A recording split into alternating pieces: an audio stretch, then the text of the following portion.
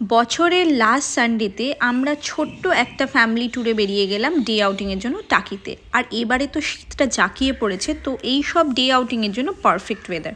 Train থেকে নামার পরে আমরা শুরু করে দিলাম আমাদের ঘরের থেকে আনা খাবারগুলো। ডিম সেদ্ধ, কলা, বাড়ি থেকে আনা নাড়ু, পিঠে, এ সমস্ত জিনিস দিয়ে আমরা আমাদের খাবার দাবার শুরু করে জার্নিটা স্টার্ট করে দিলাম। স্টেশনের বাইরে থেকে টোটো বুক করা হয়েছিল সারা দিনের জন্য।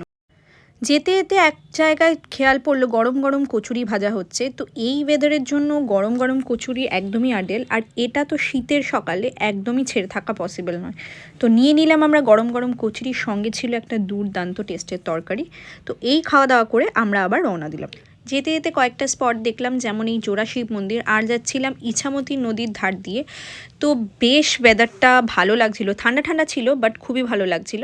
আর ফার্স্ট স্টপে আমরা পৌঁছে গেলাম, যেটা ছিল জেনারেল শঙ্কর রায়চৌধুরী বাড়ি। তো এখানে কিছুক্ষণ দাঁড়িয়ে আমরা ছবি টবি তুললাম।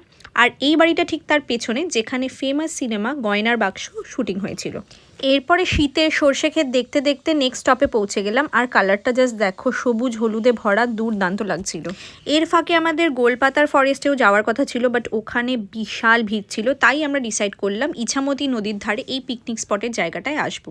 তো এখানে কিছুক্ষণ বসে আমরা পাপড়ি চাট, ফুচকা, আলু কাবলি এইসব টুকটাক জিনিস খেয়েছিলাম, ফটো তুললাম। অনেকক্ষণ একটু সময় কাটানোর পরে ডিসাইড করলাম বোট রাইডে যাওয়া যাক। তো বোট রাইডের জন্য এখানে 100 টাকা পার হেড করে বুকিং করতে হয়, যেটা আধ ঘন্টার জন্য তোমাকে ঘোরানো হবে।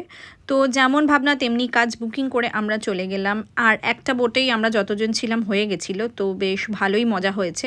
আর বয়স্করা নিচে বসেছে আর আমরা বসেছিলাম উপরের দিকে। তো এখান থেকে ভিউটা খুবই ভালো লাগছিল। আর ভীষণই ঠান্ডা হাওয়া দিচ্ছিল, একটা সোয়েটার বা জ্যাকেটে আমাদের কিছুতেই মানাচ্ছিল না। আর যেহেতু রোদটা একেবারেই ছিল না, তাই জন্য আরও বেশি ঠান্ডাটা আমরা ফিল করতে পারছিলাম। আর দূর থেকে বাংলাদেশের কিছু কিছু জায়গা আমাদের বোটে যে চালক ছিল তিনি দেখাচ্ছিলেন। তো এই সব দেখতে দেখতে আধ ঘন্টা আমরা দিব্যি কাটিয়ে দিলাম। আর এবারে ফেরার পালা। অ্যান্ড ফেরার সময় আমরা ডিসাইড করেছিলাম এক জায়গায় খাবো, খেয়ে এবার রিটার্নে ট্রেনও আছে সেই মতো ধরতে হবে। এরপরে লাঞ্চ করার জন্য আমরা যেরকম ডিসাইড করেছিলাম চলে গেলাম একটা জায়গাতে। তো সেখানে খাবার দাবার মোটামুটি ঠিকঠাকই ছিল। বছরের শেষ রোববারটা বেশ ভালোই কাটলো।